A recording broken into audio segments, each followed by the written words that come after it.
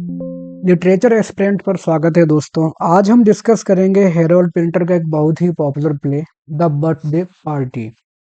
कहने के लिए बहुत ही सिंपल सा टाइटल है, लेकिन अगर आपने इस प्ले को पढ़ा है तो एंड तक कई बार हमें लगता है आखिर इसमें कहने की कोशिश क्या की गई है। कुछ भी क्लियर नहीं होता, आखिर जो इंसिडेंट्स हो रही हैं वो क्यों हो रही हैं, क्या वजह है, क्यों स्टैनली को लेकर के गोल्डवर्ड और मैकनान चले जा रहे हैं, क्यों वो रेजिस्ट नहीं कर रहा है, क्यों तमाम बातें हमारे मन में आती रहती हैं। तो जो हेरोल्ड पिंटर हैं, इनके प्लेज हुए हैं वो खास तौर पर अपनी अस्पष्टता के लिए जाने जाते हैं। अस्पष्टता का मतलब इंग्लिश में बोलें तो एम्बिग्विटी। एम्बिग्विटी के लिए जाने जाते हैं। वो कुछ भी क्लियर नहीं करते हैं। जब भी उनसे पूछा जाता है कि आखिर आपके कैरेक्टर का मतलब क्या था, आपकी प्लेस की थीम क्या थी, तो वो कहते हैं कि आप अपने आप निकालिए कि क्या आप समझना चाह रहे हैं। जैसे आपने एक प्ले देखा होगा सैमुअल बेकेट का, जिसको हम बहुत ज़्यादा सुनते पढ़ते आ रहे हैं, waiting for Godot. Waiting for Godot एक ऐसा प्ले है जिसमें कुछ भी नहीं होता, कोई एक्शन नहीं है, डायलॉग नहीं है, कुछ भी नहीं है, लेकिन फिर भी इतना ज़्यादा पॉपुलर प्ले हुआ है क्योंकि ये मॉडर्न प्लेस हैं। ये एरिस्टोटल की थियरी से एकदम विपरीत हैं, जिनमें आप देखेंगे कि प्लॉट होना चाहिए, इंसिडेंट्स होनी चाहिए, क्लाइमैक्स, डेनोमेंट, कंक्लूजन, ना जाने क्या क्या वो मांगते हैं। बट इन प्लेस में ऐसा आपको देखने को कुछ भी नहीं मिलेगा।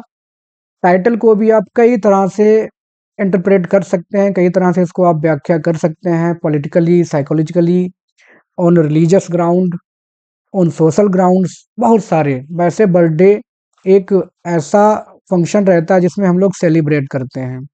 भाई किसी का बर्थडे है तो बहुत खुश होते हैं, तमाम पार्टीज करते हैं लोग, एक दूसरे को बधाइयाँ देते हैं, लोग आते हैं उसको जिसका बर्थडे रहता है कि भाई तुम्हारा बर्थडे है, हैप्पी बर्थडे, तमाम बातें बोलते हैं, हजारों साल जियो तमाम।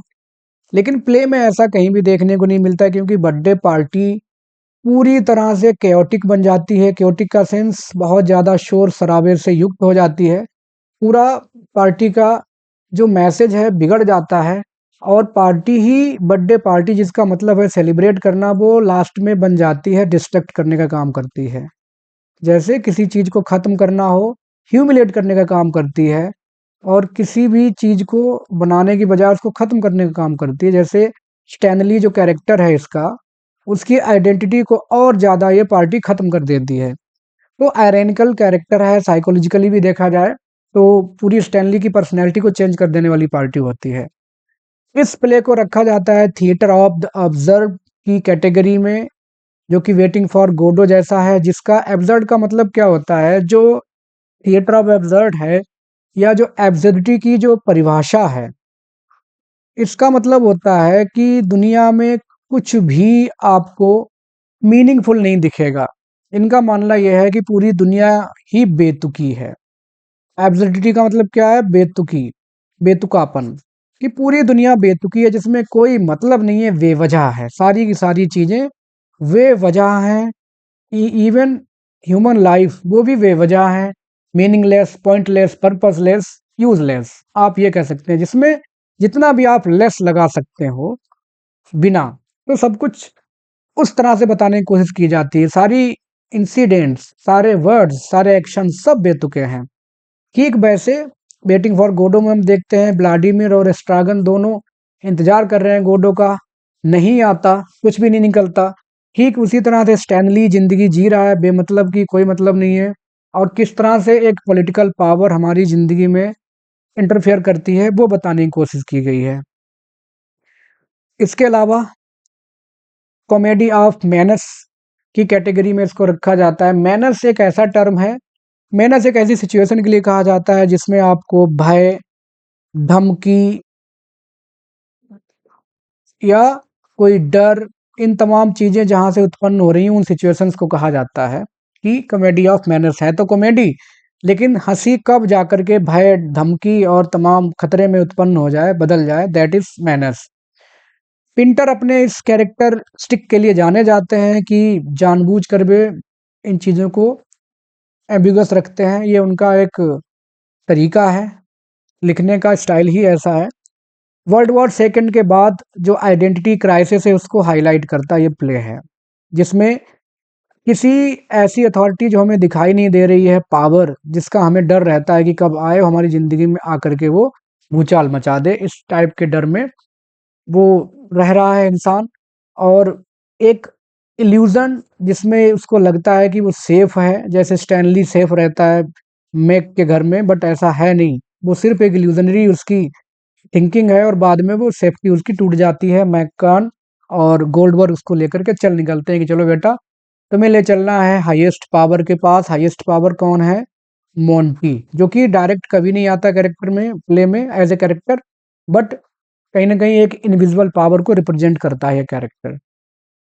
तो देखते हैं कैरेक्टर्स को। मेन कैरेक्टर है इसके स्टैनली वेबर। यह अपनी लेट 30s में है, मान के चलिए 35-36 साल के आसपास की इनकी उम्र रही होगी। जो बोर्डिंग हाउस है उसमें रह जिनका है, मैग और पीटी का, उसमें रहने वाले अकेले ये लॉजर हैं, अकेले किराएदार हैं जहाँ ये रहते हैं। लेजी हैं बट अग्रेसिव भी हैं, कायर हैं और अपनी दुनिया में मस्त हैं, और ऐसे रह रहे हैं जैसे कि मान के चलिए छिपे हुए हों किसी से, कोई क्राइम करके आए हैं और छिपे हुए टाइप के हैं। अपने आप को बताते हैं, ये अपनी मालकिन मैग को बताते हैं कि कभी ये पियानिस्ट थे, पियानो बजाया करते थे कंसर्ट में। लेकिन ये बात इनकी सच है कि झूठ है, ये भी नहीं बताई गई है प्ले में, क्योंकि कुछ भी ऐसी कोई इंसिडेंट, कोई ऐसा प्रूफ, ऐसी कोई डायलॉग कुछ भी देखने को नहीं मिलेगा कि इससे पता चले कि yes he is saying true. बिल्कुल नहीं। पता नहीं झूठ बोल रहे हो या क्या, तो ये जानबूझ के नहीं बताया है पेंटर ने, जानबूझ के छोड़ा हुआ है इस चीज को। इसके अलावा अगर आज के मॉडर्न कॉन्सेप्ट में देखें तो is symbol of modern man, जो कि आइसोलेटेड है, अंदरूनी ऊपर से दिखावा कर रहा है कि वो घिरा हुआ है दोस्तों से, सोशल मीडिया पे एक्टिव है हर जगह, बट अंदरूनी वो आइसोलेटेड है। उसकी आइडेंटिटी अनस्टेबल है, उसकी मीनिंग, कोई ज़िंदगी में कोई मीनिंग, कोई लक्ष्य, कोई पर्पस नहीं बचा है। तो उसको भी रिप्रेजेंट ये करते हैं स्टैनली वेबर। कई सारी चीज़ें इनकी और हैं, जैसे ये लगातार एक डर में ये जीते हैं, पैरानोइया जिसको हम कह सकते हैं, पैरानोइया में जीते हैं। एग्रेशन, डिल्यूजन, इल्यूजन, बहुत सारी चीज़ों में इनकी लाइफ में हो सकता है। ये हैं क्या हकीकत में, अगर इसको प्ले के सिंबॉलिकल लेवल पर देखा जाए, तो या तो ये कोई किसी गैंग के एजेंट थे जिसको ये छोड़ के चले आए यहाँ पे किसी, या मान के चलिए किसी पॉलिटिकल, जो कई बार लोग पॉलिटिकली विरोध करते हैं सरकार का, विरोधी, जिसको डिसिडेंट कहा जाता है, कोई पॉलिटिकल डिसिडेंट होंगे जिनकी तलाश की जा रही है सरकार के द्वारा, या कोई क्रिमिनल हैं। क्या है हकीकत कुछ नहीं पता है, और यही प्ले की खूबसूरती है। अगला कैरेक्टर है नैट गोल्डबर्ग। ये करीब 50s के आसपास, मतलब मान के चलिए 54-55 जो भी हो इनकी उम्र होगी। चार्मिंग पर्सनैलिटी है, बहुत ही अच्छा बोलते हैं, और उसी अपनी स्वीट टंग का इस्तेमाल करते हैं लोगों को अपनी तरफ मैनिपुलेट करने में, लोगों को बेवकूफ़ बनाने में। खास तौर पे स्टैनली को ये बेवकूफ़ बनाते हैं, उसको पकड़ करके ले जाते हैं हाईएस्ट अथॉरिटी के पास। He is the symbol of power and authority. एक ऐसी पावर जो आम आदमी की ज़िंदगी में कैसे भूचाल ला देती है, उसको रिप्रेजेंट करते हैं, और स्टैनली जैसे कॉमन व्यक्ति को किस तरह से प्रभावित करते हैं ये बताया गया है। कौन है ये भी क्लियर नहीं है प्ले में। गैंगस्टर हो सकते हैं, टेररिस्ट हो सकते हैं, या कोई गवर्नमेंट एजेंट भी हो सकते हैं, या एक और टर्म इस्तेमाल किया जाता है क्रिटिक्स के द्वारा कि सोशल रिफॉर्मर भी हो सकते हैं, जो स्टैनली जो कि पागल जैसा रह रहा है उसको सुधारने का काम करने आए हैं, ये भी हो सकते हैं, बट क्या है नॉट क्लियर, जानबूझ करके पेंटर ने नहीं बताया है। अगला कैरेक्टर है डरमोट मैककान। तो जो मैककैन है ये एक आयरिश मैन है, और देखा जाए तो ये, अगर इनका धर्म की बात की जाए तो ये ज्यूज हैं, इनकी इनके नाम के हिसाब से ये यहूदी हैं, और ये हैं कैथोलिक। तो धर्म की जो परिभाषा दी जाती है, या धर्म धर्म के हिसाब पर जो इसका प्ले का इंटरप्रेशन किया जाता है, व्याख्या की जाती है कि ये लोग धर्म के लोग थे, और आकर के स्टैनली जो कि नॉन कन्फर्मिस्ट था। नॉन कन्फर्मिस्ट का मतलब ऐसा व्यक्ति जो क्रिश्चियनिटी को या उसकी बातों को ना मानता हो, तो उसको सुधारने का काम करने आए थे, ऐसा भी व्याख्या की जाती है। ये आते हैं, गोल्डबर्ग को अपना गुरु मानते हैं, थोड़ा कम बोलते हैं, इनको ये काम करने में मज़ा नहीं आ रहा जिस काम के लिए गोल्डबर्ग इनको यहाँ लेकर आया है। गोल्डबर्ग के मुकाबले थोड़े कम डेंजरस हैं, और रिलीजियस ऑर्थोडॉक्स सिस्टम और इंस्टीट्यूशनल वायलेंस, और किस तरह से संस्थाएं हमारी ज़िंदगी को किस तरह से वो कवर करती हैं या गवर्न करती हैं, संस्थाओं के द्वारा हमारी ज़िंदगी गवर्न की जाती है, उसको ये सिंबलाइज करते हैं प्ले में। नेक्स्ट कैरेक्टर है मेग बाउल्स, जो कि उस घर की मालकिन है जहाँ स्टैनली रहता है। करीब 56-57 जो भी हो, लेट 60s हैं, तो 60s है, मतलब 60 प्लस होंगी फिर तो।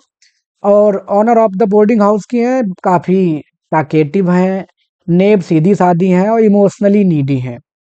ये दोनों काम करती हैं। एक तरफ स्टैनली को एज मदर फिगर, उसको मदर्स का जो नरिशमेंट है वो देती हैं, प्यार देती हैं उसको, एज जैसे नर्सरिंग उसकी करती हैं।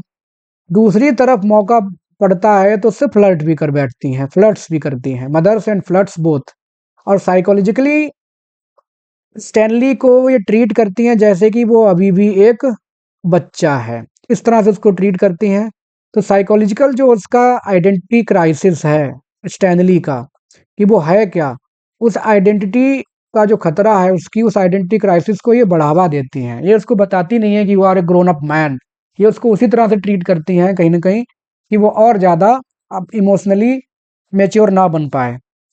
इस्केपिज्म and illusion of being valued, जिम्मेदारियों से भागती हैं, हार्श रियलिटी से भागती हैं, ये कोशिश करती हैं। साथ ही साथ ये एक ऐसी सिचुएशन दिखाती हैं जिसमें ऐसा लगता है इनकी बहुत वैल्यू की जा रही है, इनको लगता है स्टैनली इनसे बहुत प्यार करता है, ऐसा इनको लगता रहता है। फिर इनको लगता है कि गोल्डबर्ग भी इनसे प्यार कर रहा है, जो आता है बाद में। तो इनको ऐसा लगता है कि बहुत इनकी वैल्यू की जा रही है, बट वैल्यू नहीं है। अगला कैरेक्टर है पीटी वाउल्स। ये क्या है, ये प्ले में कहीं भी नहीं बताया गया, हालांकि ज़्यादातर लोग बताते हैं हस्बैंड है, हस्बैंड है, बट प्ले अगर आपने पढ़ा है बुक में पूरी तरह से, आपको समझ नहीं आएगा कि आखिर इनके हस्बैंड हैं या फिर एक किराएदार जैसे ही हैं या पड़ोसी हैं। कुछ भी कहीं पर भी ऐसा क्लियर नहीं हुआ है कि हस्बैंड वाइफ हैं। तो पीटी वाउल्स हैं, ये भी थोड़े से पैसिव हैं, लेजी हैं, और जो सोसाइटी में एक मिडिल क्लास रहता है, ज़्यादातर मिडिल क्लास के लोग इस तरह के होते हैं कि बेचारे खतरों से बचकर रहने की कोशिश करते हैं। बगल में बहुत लड़ाई दंगा हो रहा होता है, कुछ लोग अपना दरवाज़ा भी नहीं खोलते कि हम क्यों जाके चक्कर में पड़े। तो पीटी वाउल्स उस लेवल को रिप्रेजेंट करते हैं। देखते हैं स्टैनली के साथ मैककैन और गोल्डबर्ग किस तरह से उसको टॉर्चर कर रहे हैं, ये चुपचाप देखते रहते हैं। लास्ट में थोड़ा-सा बोलने की कोशिश करते हैं, लेकिन खतरे को भांपते हुए चुप हो जाते हैं। तो इनमें करेज की कमी है, और मजबूरी में ये साइलेंट रहते हैं और पैसिव हैं, वीक मोरालिटी को रिप्रेजेंट करते हैं सोसाइटी की ये। एक और कैरेक्टर है लुलू। ये अर्ली 20s 23-24 के आसपास की होंगी, लेकिन काफ़ी बल्गर हैं, और इनको ये आकर के फ्लर्ट करती हैं। पहले तो स्टैनली से फ्लर्ट करती रहती हैं, बाद में गोल्डबर्ग से फ्लर्ट करने आ जाती हैं, फ्लर्ट करते करते बाद में उस पर इल्ज़ाम लगा देती हैं कि तुमने मुझे मोलेस्ट किया है, लेकिन वो इनको भाव नहीं देता है, भाग यहाँ से चल। तो कुल मिला के एक तरह से मान के चलो इनको जैसे कि एक प्रोस्टिट्यूट टाइप का वो ट्रीट करता है, और सेक्सुअल पॉलिटिक्स क्या है सोसाइटी में उसको रिप्रेजेंट करती हैं ये। तो ये थे कैरेक्टर्स इस प्ले के। अब देखते हैं समरी। एक्ट फर्स्ट की शुरुआत होती है सुबह सुबह, जब मेग और पीटी दोनों बैठ के ब्रेकफास्ट कर रहे होते हैं। स्टैनली जो कि इस प्ले के मेन कैरेक्टर हैं, वो अभी भी सोए पड़े हुए हैं, और ऊपर के कमरे में सोते हुए हैं, बहुत देर तक ये सोता बंदा है। अब दोनों बात कर रहे हैं, मेग और पीटी दोनों स्टैनली वेबर के बारे में बात कर रहे हैं, जो कि एकदम एलिनेटेड, आइसोलेटेड, अकेला सा, सोसाइटी से कटा हुआ रहता है और किसी से कोई मतलब नहीं रखता है। तो जो सिंबॉलिक मीनिंग है इसकी, वो हम कह सकते हैं कि he is a modern man, जो पूरी तरह से एलिनेटेड हो चुका है इंटरनली। बस हम लोग दिखावा करते हैं, बट अंदरूनी हम लोग, हमारी ज़िंदगी कई बार पर्पसलेस, मीनिंगलेस, यूजलेस दिखती है, ऐसा पिंटर बताते हैं, और यही थिएटर ऑफ ऑब्जर्व की एक कैरेक्टरिस्टिक होती है। अब मैग को वो बताता है, उसने बता चुका होगा स्टैनली कि वो कभी पियानिस्ट था, लेकिन लोगों ने उसको बर्बाद कर दिया है। ऐसा लगता है जैसे वो किसी ऑर्गेनाइजेशन का सदस्य रहा हो, और उसके ऑर्गेनाइजेशन के सदस्यों ने ही उसको ऐसा कर दिया हो कि उसकी नौकरी छूट गई, वो बर्बाद हो गया और यहाँ करके छिप करके रह रहा हो। मैग ऐसे बिहेव करती है जैसे कि वो माँ है उसकी, कई बार मिस्ट्रेस भी बनने की कोशिश करती है, फ्लर्ट भी करती है और माँ का जैसा उसको डाँटती रपटती भी है। एक अपने आप में बहुत ज़्यादा होशियार नहीं है, इमोशनली पर्सन है और बहुत ज़्यादा ओवर एक्टिंग भी करने लगती हैं। स्टैनली को सिखाती हैं कई बार प्लेफुल, फ्लर्टेशियस और फ़नी वे में, लेकिन स्टैनली इसको पसंद नहीं करता है। क्यों नहीं पसंद करता है? क्योंकि यह उसको मैच्योर होने से रोक रही है। ये उसको ऐसे ट्रीट करती है जैसे कि वो बच्चा है, अरे मेरा बच्चा टाइप। तो स्टैनली को ये पसंद नहीं आता। वो बाबू सोना कहना कहलाना पसंद नहीं कर रहा है। वो एक अलग ही टाइप की जिन पर्सनैलिटी है और ये अलग टाइप की पर्सनैलिटी है, बट मजबूरी में रह रहा है इनके यहाँ वो। वह जाती हैं उसको जगाने कि बहुत देर हो गई, ब्रेकफ़ास्ट के लिए आ जाओ। उसको जगाने वो जाती हैं। वो उठता है वहाँ से और उठता है तो एकदम ऐसे उल्टे-सीधे कपड़े पहने हुए, बहुत दाढ़ी बढ़ा रखी है, बहुत दिनों से दाढ़ी नहीं उसने अपनी शेव नहीं की और गंदा-संदा सा इस तरह से उठ कर के आता है। और टोस्ट और कॉफ़ी या चाय जो भी है उनके साथ ब्रेकफ़ास्ट करने लगता है। ब्रेकफ़ास्ट करते हुए उसको बताती है मैग कि 2 और लोग आने वाले हैं, जैसे तुम रह रहे हो लॉजर, इस तरह से 2 लॉजर्स और आने वाले हैं इस बोर्डिंग हाउस में। स्टैनली जैसे ही सुनता है उसको लगता है अरे! ये कैसे आने वाले हैं, क्योंकि उसको डर लगने लगता है कि कोई आ रहा है जो आकर के उसकी पास्ट लाइफ़ को उकेरेगा और उसको डर लगने लगता है कि उसकी आइडेंटिटी जो छिप करके यहाँ रह रहा है वो रिवील हो जाएगी और उस तरह से उसका एक्जिस्टेंशियल इश्यू जो है वो उभर करके सामने आ जाएगा। डर जाता है वो। मैं बहुत खुश होती है, कहती है कि मेरा बोर्डिंग हाउस हिट लिस्ट पे है, तमाम लोग आ रहे हैं, बहुत अच्छा लग रहा है, मेरा पूरा बोर्डिंग हाउस भर जाएगा। इस तरह से एक सोर्स ऑफ इनकम बन जाएगा उसका तगड़ा वाला। गोल्डबर और मैककैन दोनों आते हैं, यही 2 स्ट्रेंजर्स जिनके बारे में बात की गई है, कैरेक्टर में हम इनको देख चुके हैं। ये एक ऐसा काम लेकर के आए हैं जो कि पहले से प्री डिसाइडेड है। और वो प्री डिसाइडेड वर्क क्या है? वो प्री डिसाइडेड वर्क है स्टैनली को यहाँ से ले जाना। क्यों ले जाना? मैंने आपको बताया स्टैनली कौन है, उसकी कई सारी चीज़ें हो सकती हैं। वो क्रिमिनल हो सकता है जिसको ये मान लो सज़ा दिलवाने ले जाएँ, या वो नॉन कन्फर्मिस्ट हो सकता है, धर्म से भागा हुआ। तो ये लोग धार्मिक एजेंट भी हो सकते हैं कि उसको ले जाएँ, धर्म के रास्ते पे ले जाएँ। या वो कोई मैड भी हो सकता है, पागल भी हो सकता है जिसका इलाज कराने ये ले जाएँ। कई सारे लेयर्स हैं उसकी पर्सनैलिटी के पहचान के जो कि किसी भी तरह से प्ले में बताई नहीं गई है। स्टैनली का रिएक्शन उनके आने पर ज़रूर समझ में आता है कि वो डर रहा था, पहले से एक्सपेक्ट कर रहा था कि कोई आने वाला है और वो इनके आने से डर जाता है। जैसे ही लोग आते हैं, तो वो चुपचाप यहाँ से निकल के चला जाता है कि इनके सामने ना पड़े और कहीं बाहर चला जाता है बैक डोर से, इनको अवॉइड करने के लिए। अब गोल्डबर और मैककैन दोनों बात करने लगते हैं मैग से। मैग उसको सब कुछ बता देती है उन दोनों को कि स्टैनली क्या करता है, कैसे रहता है और क्या उसकी पर्सनैलिटी है। सारी बातें वो स्टैनली के बारे में बता देती है, थोड़ा-सा एक्साइटेड होके। हालाँकि ऐसा नहीं बताना चाहिए, मकान मालिक जो भी हो, अगर हम मॉडर्न सेंस में देखें, प्रैक्टिकल सेंस में देखें, तो एक मकान मालिक को अपने किराएदार के बारे में किसी दूसरे किराएदार को बताने की क्या ज़रूरत है? कोई ज़रूरत ही नहीं है प्रैक्टिकली, बट ये सब बता देती हैं। अब जब वो सब कुछ बता देती हैं, तो ये भी बता देती हैं कि आज उसका बर्थडे है और आज बर्थडे है। तो मैककेन, गोल्डबर्ग दोनों कहते हैं, "अरे वाह! बहुत बढ़िया, तब तो आज पार्टी होनी चाहिए।" और वो मैककेन को बोल देता है, "जा बेटा, व्हिस्की लेके आ, आज बहुत अच्छी पार्टी होगी क्योंकि आज स्टैनली का बर्थडे है।" इस तरह से वो पार्टी की तैयारी शुरू कर देता है। स्टैनली लौट करके जब आता है तो मैग उसको एक गिफ्ट दे देती है, बॉक्स। उस बॉक्स को जब वो खोलता है तो उसमें क्या निकलता है? Toy drum. एक टॉय ड्रम दिया जाता है इसको, स्टैनली को। अब देखिए टॉय ड्रम भी एक सिंबॉलिकल सेंस है। जैसा कि मैंने आपको बताया कि जो मेग हैं, वो स्टैनली को अभी भी ट्रीट कर रही हैं एज़ इमैच्योर, कि अभी भी ये इमैच्योर चाइल्ड जैसा है। और ये पियानिस्ट था, तो मैं जब इसको टॉय ड्रम दूँगी, तो इसका म्यूज़िक में इंटरेस्ट फिर से जाग जाएगा और फाइनली हमारे यहाँ बना रहेगा, क्योंकि वो जाने वाला था बाहर, अब उसको बाहर नहीं जाने दिया जाएगा, तो उसका इंटरेस्ट यहाँ बना रहेगा। तो उसकी आइडेंटिटी को कहीं न कहीं वो सप्रेस कर रही है, उसको मैच्योर नहीं होने दे रही है, मैग अपने तरीके से। उसने उसको टॉय ड्रम गिफ्ट में दिया। देना चाहिए कुछ और, लेकिन टॉय ड्रम गिफ्ट में दिया क्योंकि साइकोलॉजिकली वो उसको भी बच्चा ही मानती है, मैच्योर। और ये भी कहती है कि ये गिफ्ट लुलू लेकर के आई है, मंगवाया मैंने था बट लुलू लेकर के आई है, जो कि नेक्स्ट डोर नेबर है। उसके एडवांसेस को उसको फ्लर्ट, वो आकर के फ्लर्ट करती है स्टैनली से, और ये उसको बहुत ही इरिटेट होकर के दूर रखता है क्योंकि इसको किसी कंपनी कोई पसंद है ही नहीं। मैक को ऐसा लगता है कि टॉय ड्रम देने से उसका इंटरेस्ट फिर से म्यूजिक में आएगा और फाइनली वो यहाँ पर बना रहेगा। स्टैनली क्या करता है, बीट बजाने लगता है उसको, ड्रम को। पहले तो धीरे धीरे बजाता है, लेकिन धीरे बजाते बजाते बजाते बजाते उसका बिहेवियर ऐसा हो जाता है लाइक अ मैनियाक, एक पागल की तरह वो, जैसे छोटा बच्चा बहुत तेजी से उसको एकदम शोरगुल करके पूरे घर में वो ड्रम को गले में टांग करके बजाने लगता है। उसकी पर्सनैलिटी के हिसाब से वो ऐसे काम कर रहा है, साइकोलॉजिकली सप्रेस्ड है वो। एक फर्स्ट वहीं पे खत्म होता है, एक सेकंड उसी शाम को होता है। स्टैनली अब जहाँ से छिपा होता है वो कोशिश करता है कि मैं दूर रहूं इन दोनों से, गोल्डबर्ग और मैककैन से, क्योंकि उसको डर है कि ये उसको लेना जाए कहीं अपने साथ। कहाँ ले जाएंगे, एक इनविजिबल पावर है, पॉलिटिकल पावर। पॉलिटिकल हो सकती है, रिलीजियस हो सकती है, या जिस गैंग को ये छोड़ के आया है उसका वो मेंबर, उसका बॉस हो सकता है, कोई भी हो सकता है, क्योंकि कहीं पर भी आइडेंटिटी बताई ही नहीं है उन्होंने। शाम को स्टैनली हिम्मत कर करके दोनों के सामने आता है, गोल्डबर्ग और मैककैन के पास। उनसे पूछता है कि हु आर यू, और क्यों मेरी जिंदगी में आकर के दखल दे रहे हो।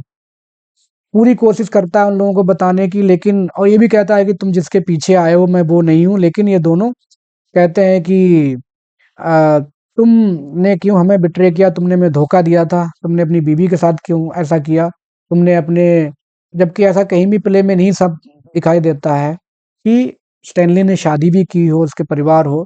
तमाम उलूल जुलूल भरे सवाल ये लोग पूछते हैं।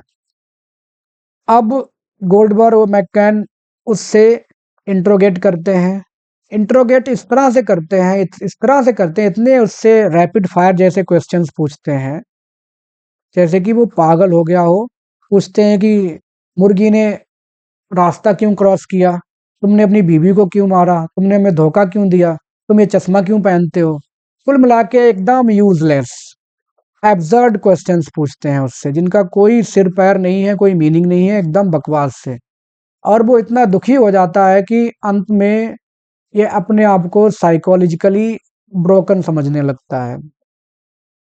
साइकोलॉजिकली वो ब्रेक कर जाता है, उसका ब्रेकडाउन जैसा हो जाता है। वो बोल नहीं पाता कि वो बोले तो बोले क्या, कहे तो कहे क्या। और ये दोनों उसके सामने पावरफुल हैं, वो अपने आप को असहाय समझता है स्टैनली इन दोनों के सवालों के आगे। बात करते करते मैककैन और गोल्डबर्ग उसका चश्मा भी छीन लेते हैं, तो वो और ज्यादा उसको अनकंफर्टेबल लगता है। तभी अचानक से मैग आ जाती है, और वो आती है पार्टी ड्रेस पहन के, क्योंकि आज बर्थडे पार्टी होने वाली है। बर्थडे पार्टी की ड्रेस पहन के आती है, और उन दोनों के बीच में, तीनों के बीच में जो टेंशन होने वाली थी उसको थोड़ा कम कर देती है, क्योंकि उसके सामने दोनों चुप हो जाते हैं।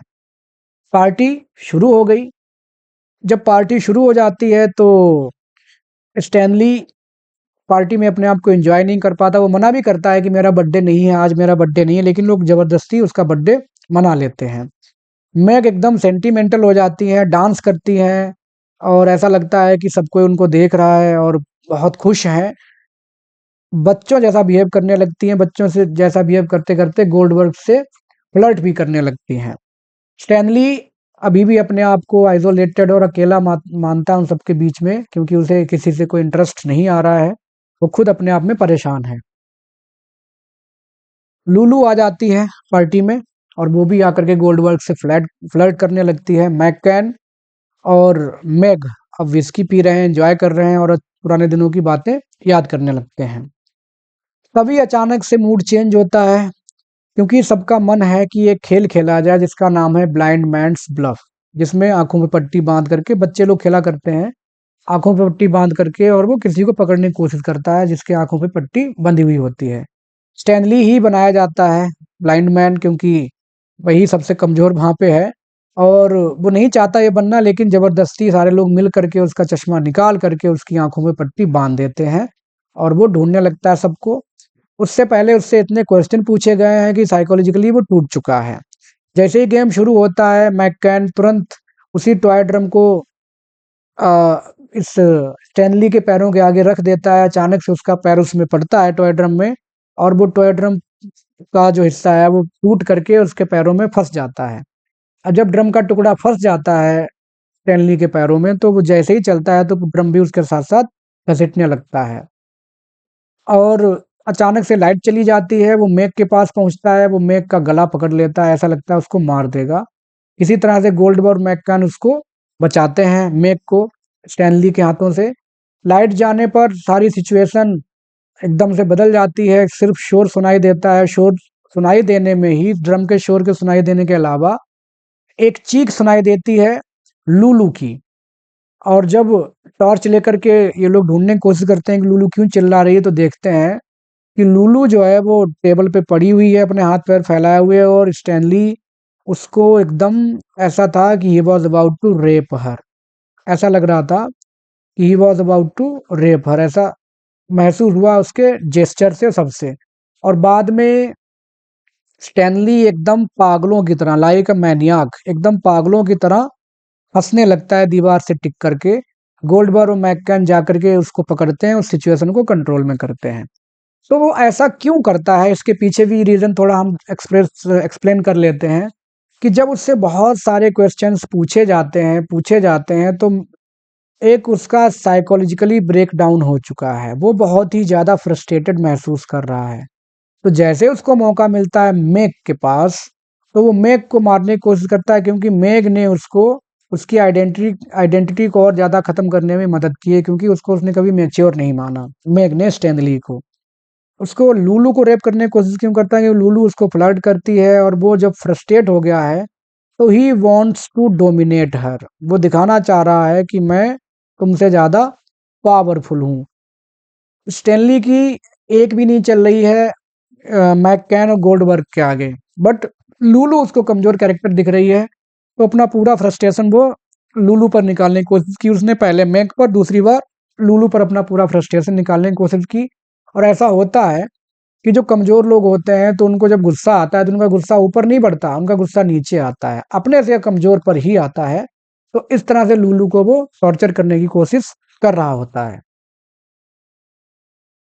एक थर्ड अगली सुबह का है। मेग अभी भी पार्टी के उस जादू में है, अब प्रभाव में है। और उसके बाद शॉपिंग करने चली जाती, क्योंकि 3-3 लोग रुके हुए हैं, तो सबके खाने पीने का इंतजाम उसको ही करना है भाई, एज ए पेइंग गेस्ट रह रहे हैं तो।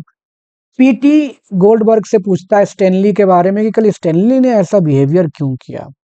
उसका बिहेवियर बहुत अच्छा था, अब वो एकदम पागलों जैसा बिहेवियर कर रहा है, क्रेजी बिहेवियर कर रहा है।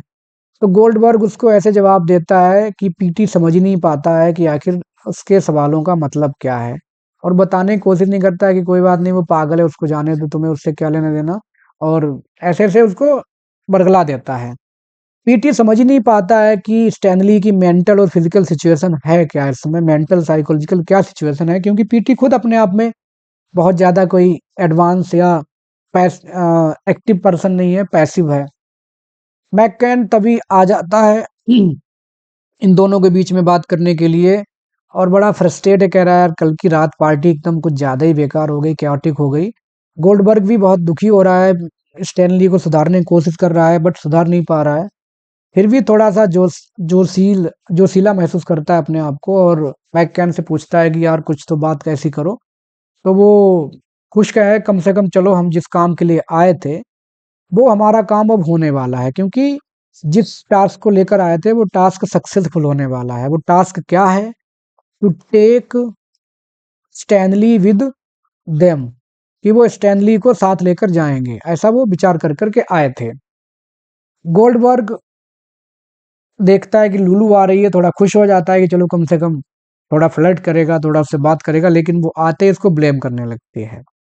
वो कहती है कि कल पार्टी के बाद तुमने मुझे मोलेस्ट किया, यू मोलेस्टेड माई इनोसेंस, ये वो तमाम बातें वो बोलती है। गोल्डबर्ग उसको थोड़ा भी भाव नहीं देता है, क्योंकि वो जानता है कि शी इज लाइक प्रोस्टिट्यूट, और उसके फर्क नहीं पड़ता, कैरेक्टरलेस औरत है, ऐसे वो सोचता है, बोलता है। मैककेन भी कहता है कि तुम खुद ही पापी हो, और तुम हम लोगों को भी इल्जाम लगा रही हो। तुम्हें तो अपना खुद ही कन्फेशन करना चाहिए कि तुमने क्या क्राइम किया, तुमने फ्लर्ट किया, और इस तरह से बताने की कोशिश, हम दोनों को फंसाने की कोशिश की है। तो वो मरमरिंग करते हुए, बुदबुदाते हुए चली जाती, क्योंकि यहाँ पर गोल्डबर्ग मैककेन दोनों ही पावरफुल हैं। दोनों ही एक ऐसी पावर डायनामिक्स को रिप्रेजेंट कर रहे हैं कि इनके आगे कोई भी कैरेक्टर कुछ नहीं कर पा रहा है, तो चुपचाप वो चली जाती है अपने बहुत सारी चीजें दिमाग में लेकर के। स्टैनली को ये मैककेन बुलाता है और स्टैनली आता है। इस बार कैसे आता है, उसने अपनी दाढ़ी बढ़ा जो थी वो शेविंग कर ली है, साफ सुथरे कपड़े पहन लिए हैं, ब्लैक पैंट वाइट शर्ट में पहन करके एकदम फॉर्मल ड्रेस में आता है। अब इसी इंसिडेंट को देख करके कुछ क्रिटिक्स इस प्ले को रिलीजियस ग्राउंड पर इसको इंटरप्रेट करते हैं, जैसे कि अभी तक ये नॉन कन्फर्मिस्ट था, क्रिश्चियनिटी या धर्म को नहीं मानने वाला था, लेकिन गोल्डबर्ग और मैककेन के इन्फ्लुएंस से ये सुधर गया है और अब आकर के फॉर्मल हो गया है, फॉर्मल हो गया है, उनके साथ चलने को तैयार है। तो कुल मिलाकर के जो बर्थडे पार्टी हुई थी इसकी, वो इसके पुनर्जन्म की कहानी है, रिवर्थ की कहानी है, मान के चलिए कि अब उसका एक पुनर्जन्म हो रहा है और वो सुधर गया है और अब आकर के एक सोसाइटी में इस तरह से रहेगा जिस तरह से लोगों को रहना चाहिए। ये कुछ लोग इंटरप्रेट करते हैं। लेकिन जब आया है तो शॉक्ड सा और विथड्रॉन मतलब सबमिसिव सा है। उसको इन दोनों ने साइकोलॉजिकली तोड़ दिया है। दोनों मतलब कौन, मैककैन और गोल्डबर्ग, दोनों ने इतना उससे क्वेश्चनिंग की, इतना ज्यादा उसको मेंटली टॉर्चर किया है कि वो अब कुछ कह ही नहीं पा रहा है। कुल मिला के इस प्ले में जो लैंग्वेज का यूज किया गया है तो उसका यूज किया गया है as weapon. Language as weapon इस्तेमाल की गई है गोल्डबर्ग के द्वारा अगेंस्ट स्टैनली। और जब वेपन फेल हो जाता है, लैंग्वेज ये अस्त्र फेल हो गए पूरा अपना असर करके, तो वो कैसा हो गया है, साइलेंट हो गया है। अब वो कुछ कह ही नहीं पा रहा है क्योंकि उसके पास कुछ है ही नहीं कह रेजिस्ट करने के लिए स्टैनली के पास। वह अपना टूटा हुआ स्पेक्स अपने हाथों में लेकर के खड़ा है और गोल्डबर्ग मैककेन दोनों उसको प्रॉमिस करते हैं कि चलो हम तुम्हें एक अच्छा इंसान बनाएंगे। अभी तक तुम जो रह रहे हो, तुम्हारी जिंदगी ठीक नहीं चल रही है, we will make you man, हम तुम्हें एक आदमी बना के छोड़ेंगे। तमाम एश्योरेंसेस को देते हैं कि तुम्हारे जो फ्यूचर होगा वो बहुत ही गोल्डन फ्यूचर होगा, तुम एक सक्सेसफुल इंसान बनोगे। लेकिन स्टैनली सिर्फ गुर्राता है और बड़ी भारी भारी सांसें लेता है दर्द में, जैसे कि उनके जो सांत्वनाएं वो दे रहे हैं, दोनों अश्योरेंस दे रहे हैं उस साथ, उसके भरोसे पर उसे कोई भी भरोसा है नहीं। वो बस गुर्रा रहा है, चिल्ला रहा है थोड़ा सा और साइकोलॉजिकली ब्रोकन है, इज अनेबल टू स्पीक, उसका कम्युनिकेशन फेल हो गया है। अब दोनों गोल्डबर्ग और मैककेन दोनों उसको धक्का देने लगते हैं दरवाजे की तरफ कि चलो तुम्हें ले चलना है किसके पास, मोंटी के पास ले चलना है। मोंटी कौन है? यह एक साइकेट्रिक भी हो सकता है जो स्टैनली का इलाज करे। यह एक उस गैंग का बॉस हो सकता है जिस गैंग को स्टैनली छोड़ के आया है, या उस पियानिस्ट कंसर्ट का मालिक हो सकता है जो उसको बुला रहा हो, या किसी रिलीजियस अथॉरिटी भी हो सकती है, कोई बहुत धार्मिक नेता बॉस हो सकता है कि वो आकर के इसको सुधारे। मतलब ये इसके कई सारे ओपन एंडेड इंटरप्रिटेशंस हो सकते हैं जो कि प्ले में कहीं बताए नहीं गए हैं। पीटी आ जाता है और स्टैनली को थोड़ा उकसाने की कोशिश करता है कि तुम मना क्यों नहीं कर रहे, तुम्हें धक्का देकर के घसीटते हुए ले जाना चाह रहे हैं, तुम क्यों नहीं कुछ मना कर रहे हो। तो जैसे ही वो कुछ कहने की कोशिश करता है तो गोल्डबर्ग उसको धमका देता है कि बेटा शांत रहो वरना तुम्हारा भी यही हश्र होगा जो हम इसका करने जा रहे हैं, तुम भी हमारे साथ चलोगे, ध्यान रखो बेटा, चुप रहो। तो मजबूरी में वो चुप हो जाता है, क्योंकि अब ये जिस तरह से है कि पावर या डर किस तरह से सोसाइटी पे रेन करती है, राज्य करती है, वो दिखाया गया है पीटी कैरेक्टर के द्वारा कि पावर के आगे वो भी बेचारा अपने आप को असहाय मानता है, चुप हो जाता है। गोल्डबर्ग और पीटी दोनों उस गुर्राते हुए चौंक और जैसा लगता है उसको आघात लग गया है और चौंक गया है, उसको कुछ पता ही नहीं चल रहा है कि कर क्या रहा है। ऐसे स्टैनली को लेकर के गोल्डबर्ग मैककेन निकल जाते हैं उस घर से बाहर, कार में बिठा के चले जाते हैं। कहाँ ले जाते हैं, ओपन एंडेड है। मेग आती है शॉपिंग करके वापस और आकर के पीटी से बात करने लगती है कि वाह कल कितनी पार्टी कितनी अच्छी रही। वो कहती कार चली गई, बाहर कार थी वो तो चली गई। पीटी कुछ भी नहीं बताता उसको। दोनों बैठ के बात करने लगते। मैं कहती कल तो मैं पार्टी की रानी थी, सारे लोग मुझे ही देख रहे थे और मैं कितना खुश थी, कल पार्टी जबरदस्त थी।